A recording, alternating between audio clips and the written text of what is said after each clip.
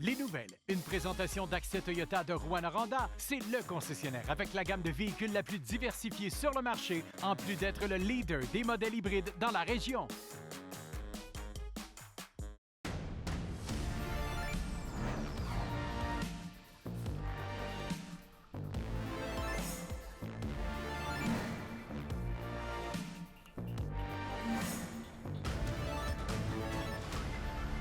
Ici Anthony Dallaire et voici vos informations. On débute le bulletin avec des réactions aux coupures des cours de francisation dans la MRC de la Vallée-de-l'Air. La Chambre de commerce de Val-d'Or craint les impacts de la fermeture de classes sur l'essor économique de Val-d'Or. Rappelons que le MIFI a annoncé vendredi dernier des coupures dans les cours de francisation.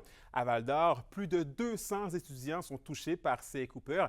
La Chambre de commerce questionne également la vision du gouvernement dans le dossier de l'apprentissage du français au Québec chez les personnes immigrantes. Le ministre Jean-François Roberge devrait quant à lui faire le point demain sur la réalité du dossier. Ça touche approximativement 280 élèves, donc c'est sûr que en tant que chambre de commerce, tout ce qui est en lien avec les différentes mesures qu'on commence à voir de la part du gouvernement qui viennent restreindre là, la francisation des personnes issues de l'immigration. En environnement, la MRC de l'Abitibi-Ouest se voit confier le mandat de la gestion de matières résiduelles sur son territoire. Recyclage, déchets et compost seront maintenant tous assurés par l'organisation qui opère le Centre de valorisation des matières résiduelles à la Serre. Le projet, la nouvelle plateforme de compostage, est d'ailleurs présentement revu en raison d'une diminution des attentes en termes de tonnes de compost. On rappelle que près de dizaines de municipalités de l'Abitibi-Ouest doivent implanter la collecte de matières organiques d'ici janvier 2026. Et toujours en environnement, l'aménagement du premier quartier éco-responsable en Abitibi-Témiscamingue a été annoncé il y a près d'un an à Malartic. Aujourd'hui, la construction bat son plein. Félix Blacquer nous en dit davantage. En réalité, ici, c'est l'éco-quartier Malartic. On va faire 22 unités. Il y a des unifamiliales, des jumelées, des maisons en rangée. Le projet, qui fait 17 000 m², est conçu pour être le plus écologique et durable possible. La base, c'est l'orientation des maisons. Ce qu'on veut, c'est servir du soleil, autant l'été qu'hiver. Donc, on est tout orienté sud ici. Après ça, il y a la performance énergétique des bâtiments, donc une isolation supérieure. Comme je vous disais tout à l'heure, les matériaux durables, donc les revêtements qui durent plus longtemps et puis qui sont réutilisables ou recyclables en fin de vie. Marilyn Doyon affirme que la région avait soif pour ce genre d'aménagement. Bien, je sentais qu'il y avait un réel intérêt. Maintenant, l'avenir nous dira qu'est-ce que les gens sont prêts à acheter. Les acheteurs ont d'ailleurs déjà commencé à cogner à leur porte, mais il faut prendre en compte qu'une maison éco-responsable se vend 5 à 10 % plus cher en moyenne qu'une maison standard. La promotrice affirme toutefois que ça en vaut la peine. Des retours, mettons, Nouveau Climat, des retours à Hydro-Québec pour les logis-verts, etc. Donc, au final, c'est quasi la même chose. La ville de Malartic a contribué au projet, notamment en vendant le terrain au prix coûtant. Le maire de Malartic, Martin Ferron, se réjouit d'ailleurs des nouvelles constructions qui entrent sur le marché malarticois. Et quelques résidences. Cette année, quand même, près de 30 unités seront construites à Malartic. C'est une grosse année de construction au niveau résidentiel. Et plus les 32 logements l'année prochaine, on est déjà en avance un peu sur nos projections. On en est bien content. L'aménagement de l'écoquartier sera terminé d'ici 5 ans et déjà, le promoteur se dit ouvert à répéter le projet. Félix Blacquer, RNC Nouvelles, Malartic. Et dans le domaine scolaire, c'est au tour du travail des directions d'école d'être souligné et c'est ce qui sera fait jusqu'à vendredi dans le cadre de la semaine de direction d'établissement et des cadres scolaires. Mélanie Perron du CSS Lac-Témiscamingue nous parle du travail essentiel des cadres scolaires. Pour quelles raisons une personne voudrait devenir directeur d'établissement ou cadre? Bien, en fait, c'est d'abord quelqu'un qui est passionné par l'éducation, bien entendu, mais qui a à cœur aussi d'apporter sa vision, son pouvoir d'influence auprès d'un plus grand nombre. Donc, c'est vraiment l'impact qu'on peut avoir, oui, chez notre personnel, mais aussi pour nos élèves. On a le privilège comme direction de prendre les meilleures décisions pour nos élèves au quotidien. Donc, c'est un emploi qui est très, très valorisant et stimulant.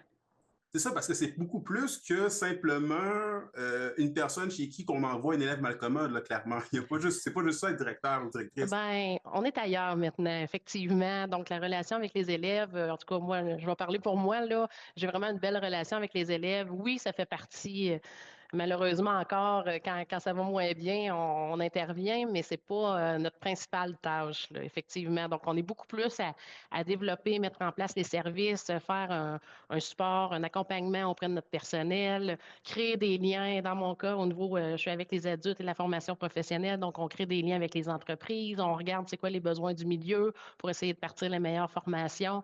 Donc, c'est un emploi qui est très, très peu routinier, je vais dire ça comme ça, mais c'est très stimulant. Puis, on a à faire le lien entre le centre de services scolaires, dans le fond, et nos élèves et notre personnel. Concrètement, c'est quoi peut-être les principaux enjeux qui pourraient refroidir les gens à vouloir tenter l'expérience, là? Moi, je vous dirais là, que moi, je suis privilégiée. J'ai la meilleure équipe du centre de service. Donc, une direction qui veut travailler tout seul, ça ne fonctionnera pas, assurément pas. Mais quand on a une bonne équipe, qu'on est capable de bien supporter notre équipe, ben écoutez, on peut aller très, très loin au niveau des services qu'on peut mettre en place, puis au niveau du climat aussi. On a une influence sur le climat pour les élèves et pour notre personnel, là. Comment on fait pour motiver les gens à tenter le coup, là?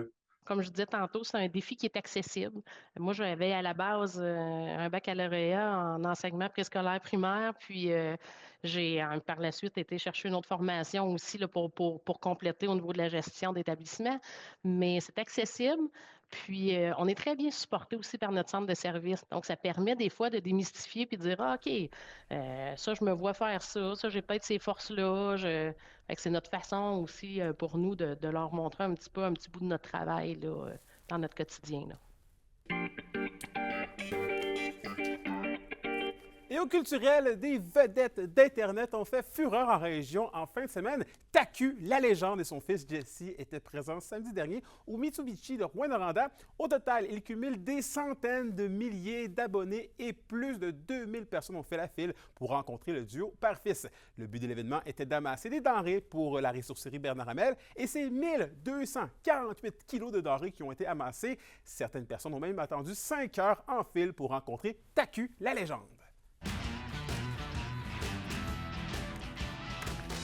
Et au sport, les Huskies de Rouyn-Noranda poursuivent leur excellent début de saison dans la LHJMQ.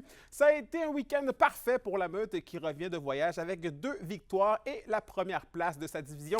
D'abord samedi, les hommes de Steve Hartley ont eu le dessus sur les Cataractes de Shawinigan 4-1 et c'est un match qui marquait le retour au jeu cette saison du gardien vétéran Carl Higgins qui s'est mérité la 2e étoile de sa première victoire cette saison. Et le lendemain, la troupe de Rouyn-Noranda était du côté de Gatineau. Un match beaucoup plus serré de 6-5. Victoire des Huskies grâce à un match de 3 points d'Antonin Véro. Et c'était aussi une grosse fin de semaine qui attendait les Foreurs de Val-d'Or avec un programme de 3 matchs en 3 soirs sur les patinoires adverses. Ils ont bien débuté leur voyage avec une victoire convaincante de 4-3 sur les Remparts à Québec. Mais les choses se sont corsées par la suite à Rimouski alors que la troupe de Maxime Desruisseaux a baissé pavillon 2 fois plus tôt qu'une face à l'Océanique avec des matchs de 5-1 et de 4-1. Et ce sont peut-être des défaites qui ont fouetté l'état-major de l'équipe puisque ce matin, l'organisation des Foreurs a procédé à un échange. L'attaquant de 20 ans, Noah Reinhardt, a été obtenu en retour de choix de 2e et de 3e tour. Reinhardt est reconnu comme étant un joueur compétitif qui pourra rendre les précieux services à l'équipe, particulièrement sur les infériorités numériques.